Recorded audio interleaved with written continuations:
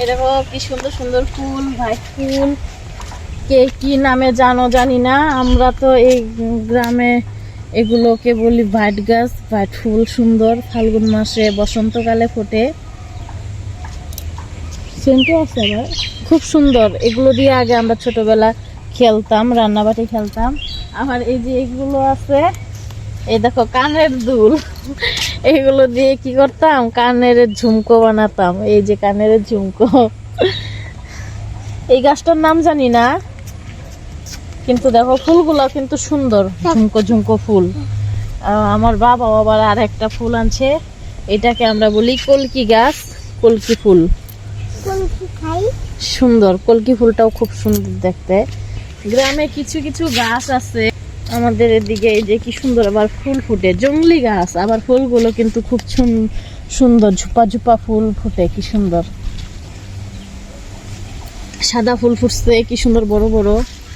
এতদিন তো পুজো দিতে পারি নাই, সাদা ফুল ফুটে নাই সেরকম ঠান্ডার মধ্যে। এই যে এখন আবার ফুটবে, এই দেখো কত বড় বড় সাইজ সাদা ফুলের, কি সুন্দর। এখন তাও 2 দিন ধরে ফুটতেছে সাদা ফুল, কম ফুটতেছে।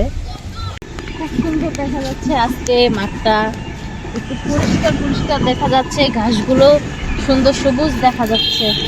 কারণ কি কালকে রাত্রে আমাদের এদিকে খুব ঝড় বৃষ্টি হচ্ছে রাত্রে, বাপরে কি ঝড়, আমি তো সেই ভয় পাইছি, এত ঝড় হতো। ঠাডা মারছিল, হ্যাঁ সেই জোরে জোরে বিদ্যুৎ চমকাইছে গো। ভয় পেয়েছিল নাকি? যা কানে আসা লাগছে। ওই দেখো ওই গাছগুলো একদম উলট পালট হয়ে আছে পাতাগুলো। আর এদিকে দেখি কি অবস্থা।